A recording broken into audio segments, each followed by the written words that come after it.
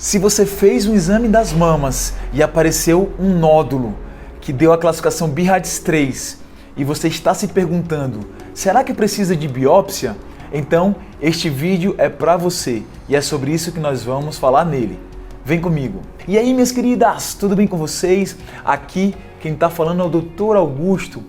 Seja muito bem-vinda a este canal, onde eu compartilho conteúdo e conhecimento sobre a saúde de uma maneira geral, com o intuito de te informar, educar e esclarecer sobre vários tópicos na área da saúde da mulher, tá? Se você não é inscrita neste canal, não esquece, se inscreve aí embaixo para ter acesso aos meus próximos vídeos. Então, vem comigo!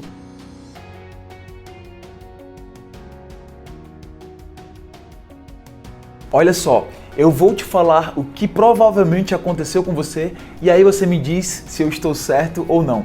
Você deve ter ido fazer um ultrassom das mamas e no seu laudo foi encontrado um nódulo, provavelmente um nódulo sólido, ovalado e circunscrito, e ao final do seu exame foi dado uma classificação BIRADS 3, né?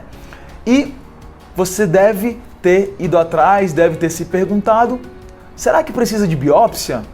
Vai precisar fazer alguma biópsia desse nódulo? Tá? Então, antes de falarmos sobre a biópsia de um nódulo BIRADS 3, eu quero primeiro entrar com vocês no conceito. O que seria um nódulo BIRADS 3? Tá? Pela literatura médica, pessoal, pelos estudos científicos, as lesões BIRADS 3 da mama, elas são aquelas que têm uma chance menor do que 2% de ser um câncer, tá? E baseado nessa informação, o que a gente tem de palpável? Que a grande maioria delas, ou seja, mais de 98% dos nódulos BIRADS 3, como o seu, vão ser nódulos benignos, tá? E dentro dos nódulos benignos, o mais comum, disparadamente, é o fibroadenoma, tá? Eu já fiz um vídeo sobre isso, eu vou deixar aqui para vocês acessarem um vídeo sobre fibroadenoma e depois vocês dão uma olhadinha lá, tá bem legal, bem completo, para vocês entenderem o que é o fibroadenoma, que é o nódulo benigno mais comum da mama, tá? Então, por que não é indicada, de uma maneira geral, a biópsia do nódulo ou de um achado BIRADS 3? Porque a grande maioria, a esmagadora maioria, é benigno. E, além disso, a grande maioria dos nódulos benignos na mama, eles vão ser classificados como BIRADS 3. Então imagina aí que todas as mulheres que fazem ultrassom das mamas e onde é encontrado nódulo, essas mulheres vão sair com laudos descritos e classificados como BIRADS 3. Imagina se toda mulher com esse achado fosse submetida à biópsia.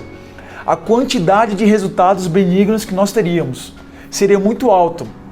Mas não só isso, a biópsia, apesar de ser um procedimento seguro, ela tem riscos, ela tem chances de complicação.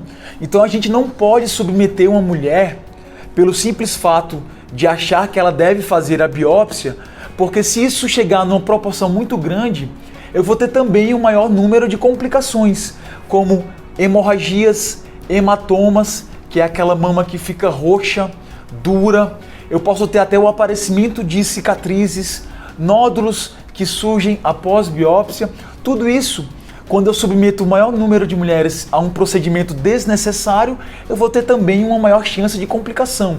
É por isso que a grande maioria dos nódulos BIRADS 3, eles não vão precisar de biópsia, tá? É por isso que na literatura médica isso é muito bem fundamentado. BIRADS 3 não precisa de biópsia. E por que algumas mulheres com nódulos BIRADS 3 fazem biópsia? Na verdade, a indicação que existe para essas mulheres é o que a gente fala, é uma indicação relativa, né? É uma indicação que depende muito mais de outros fatores do que realmente a necessidade da biópsia.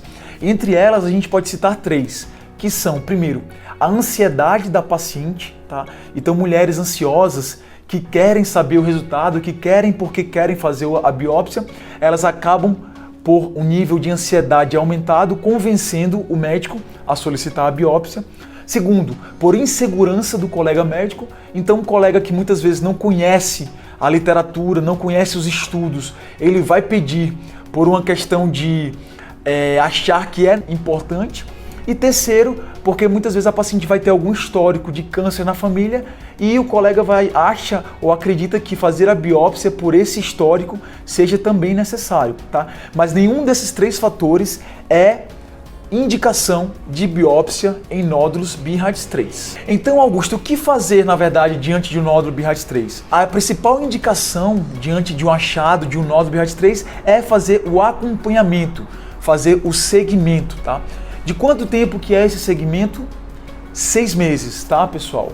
Então, no primeiro ano, a mulher tem que fazer 2 segmentos com intervalo de 6 meses entre eles, tá? Nesse intervalo, o que vai acontecer? Se o nódulo permanece com as mesmas características e com as mesmas dimensões, ele vai continuar com aquela classificação BIRADS3 e aí, somente após um ano, é que que aquela mulher precisa voltar para ser acompanhada novamente, tá? Se nesse intervalo de acompanhamento semestral, nesse primeiro ano, aquele nódulo sofre alguma redução de tamanho, aí a gente pode reclassificar esse nódulo para um BIRADS2, né? Ou seja, ele é subclassificado para uma classificação benigna, para um achado benigno. E aqui é onde está o fio da meada. Qual que é a maior indicação de um nódulo BIRADS3? É quando esse nódulo sofre alguma alteração, tá? Então, se nesse acompanhamento semestral, no primeiro ano, o nódulo tem uma alteração de característica ou ele tem um aumento no tamanho dele superior a 20%, esse nódulo que era BIRADS3, ele passa a ser classificado como BIRADS4 e aí sim ele passa a ter indicação de biópsia.